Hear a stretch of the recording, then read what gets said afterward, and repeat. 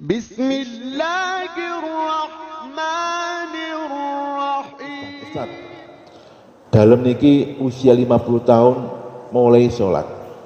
Lah sinye niku gak pernah sholat. Niki ya nopo Ustaz? Hukumnya pripun? Dikodok napa mboten? Nah, jamaah. Niki penting ya.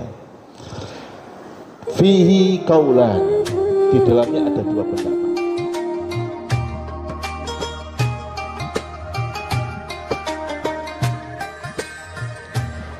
Ini ada kasus jamaah. Ada orang usia 50 tahun. Goro-goro ngaji di Al-Basit ya, tobat ya. Pas ngiyup goro-goro ngaji, Masya Allah. Akhirnya dia bertobat. Kemudian dia berkomitmen sergap sholat. Akhirnya dia menghadiri pengajian. Takon ke Ustaz, dalam niki usia 50 tahun mulai sholat. Lah sinye niku gak pernah sholat. Niki ya nopo Ustaz? Hukumnya pripun? Dikodok napa mboten?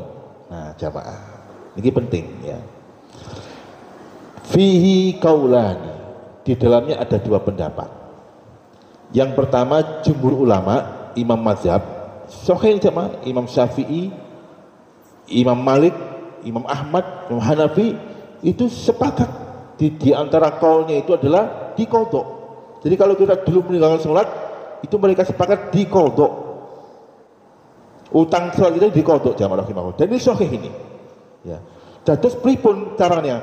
Ya jenengan itu mawon berapa tahun kita nggak sholat? Mali maghrib, sholat maghrib jamaah, Allahu Akbar selesai, engkau sholat maghrib maning. Allahu Akbar maghrib ping piro ya? Ping 3 maghrib. Ya. Terus isya, mari sebaik isya, sholat maning, mengkodok sholat, ping 3 maning. Terus sampai lunas sekian tahun. Tapi nek dihitung-hitung akan memberatkan kita. Maka kemudian ada pendapat yang kedua.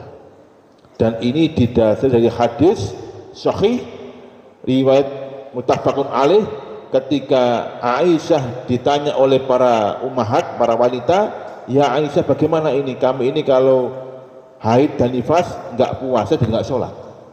Terus pripun? Apakah adakah mengkodok sholat? Maka Aisyah bertanya kepada Rasulullah dan Rasulullah menjawab. Aisyah pun berkata, kunna nu'maru bikodok isyam la bikodok sholat. Kita ini para wanita diperintahkan untuk mengkodok puasa. Jadi kalau puasa ada kodoknya dan tidak diperintahkan untuk mengkodok sholat.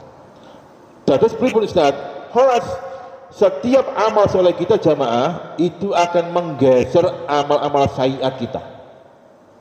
Jadi kita punya banyak dosa zaman dahulu, maka hari ini banyak-banyak beramal soleh, losdol amal soleh. Ya, termasuk milih pemimpin jange juga amal soleh, pilih yang terbaik. Ya. Nah, itu juga akan menggeser amal-amal sayyiat kita.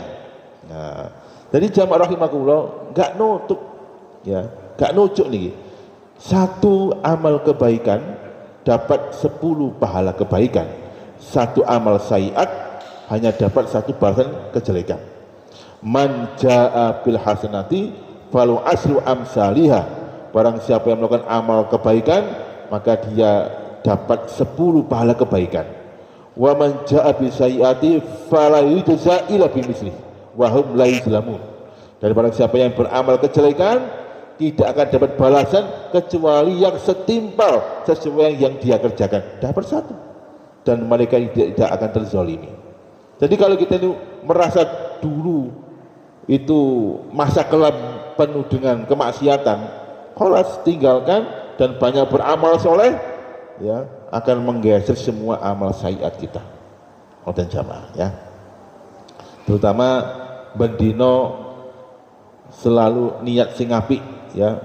Karena semua niat kebaikan itu dapat pahala.